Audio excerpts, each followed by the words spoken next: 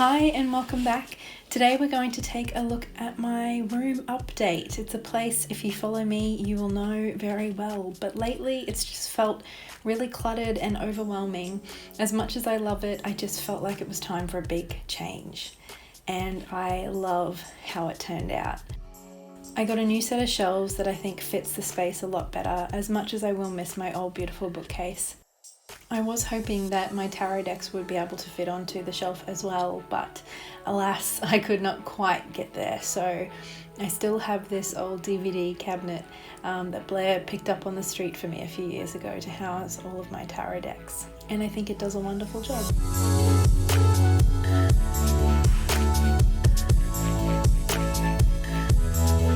And these are the decks that, after the pandemic, I'll be looking to rehome, I think. And now we're on to the star of the show, my new shelf.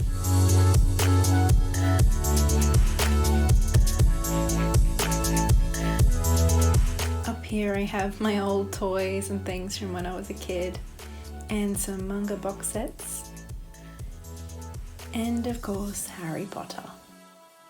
Now we're going to go cube by cube. This one houses my walking books and a bit of mental health stuff. These walks in nature cards are so good. I love them. I've done a lot of these walks and they're so handy. Definitely recommend them if you can find one for your city.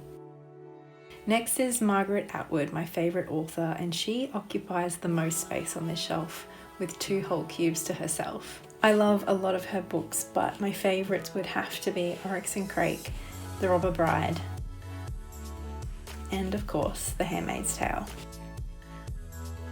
Next is, I suppose, the classics, if you could call them that, and Iago is the special book in this collection here. It was my mum's favourite book.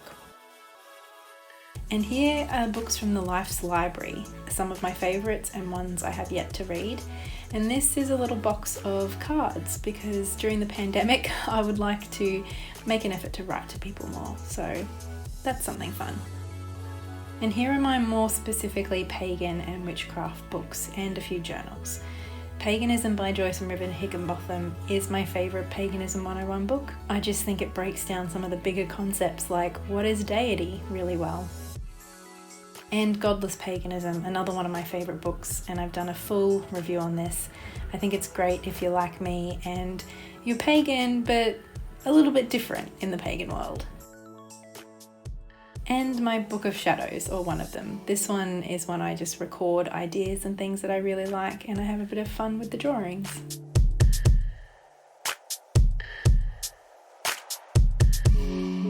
And a few more pagan books.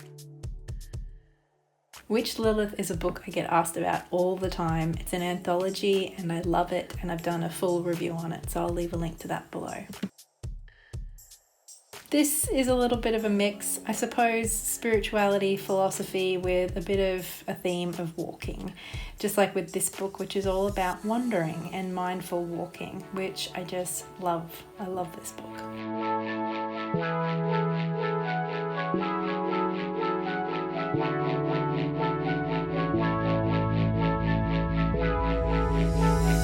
This section kind of continues on from the last, with quite a heavy focus on nature and fairies. One of my favourite books of all time is Meeting Fairies by R. Ogilvy Crombie. I absolutely adore this book. It's so charming. It's about an old man who meets a faun in Edinburgh Gardens, and I just love it. It was out of print for a while, but it's recently come back under a new name with a new cover. And here we have some fiction, YA, and children's fiction, I guess. Over in the corner I also do have my little vase that I got when I was in Timor-Leste. My favourite book from this section would have to be Nevermore. I absolutely love this story. It's so magical and so fun. The world building's great and I just love Morrigan Crow. It is a little Harry Potter, a little bit Ghibli, a little bit Alice in Wonderland. It's a great story. And our tarot books and a few other divination style texts.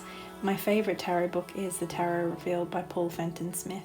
I just love the way he breaks down some ideas, and the way he explains the tarot just makes a lot of sense to me. This section is primarily about Aboriginal topics. Most of these are written by Aboriginal authors. Maybe Tomorrow by Bori Monty Pryor is one of my favourite memoirs. I absolutely love this book and recommend it to everyone, and I was lucky enough to meet him. These books here are all Australian books or by Australian authors. There's a couple of fiction, but most are non-fiction. Foreign Soil is one of those fiction books, and it is one of my favourite books of all time. I was lucky enough to get this signed by Maxine Benber Clark last year. It's a wonderful book. City of Trees is another one of my favourite books. I just adored this. It's just a beautiful book, and it's all about trees, and I loved it.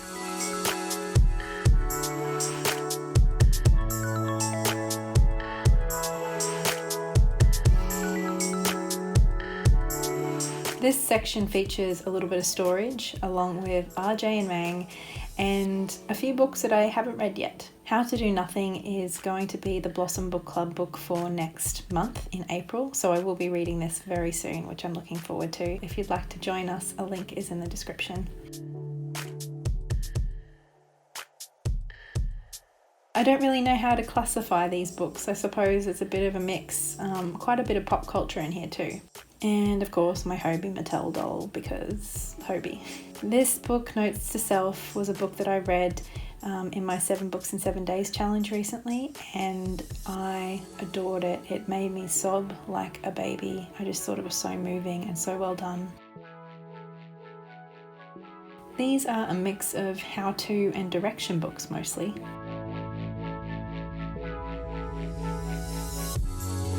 And then my new box set of Princess Jellyfish, which I'm very much looking forward to getting into. And even more manga because, you know, I'm into that now apparently. This is the most recent manga I read. I finished it today actually, and it is all about a person who works in a bookshop. So I very much identified with a lot of what was in here, and I laughed a lot. I loved it. Some more manga. This is all Inio Asano, and yes, I did accidentally order 2 copies of number 4 instead of a copy of number 6. And a little bit more manga. Children of the Whales I'm really enjoying. I finished up to number 5 and waiting for more to come. I just love the art in this, and the world building I think is wonderful. And now of course a quick little look at my desk, which is set up for me to edit and do YouTube stuff, and also to, of course, study when I get around to it, that is.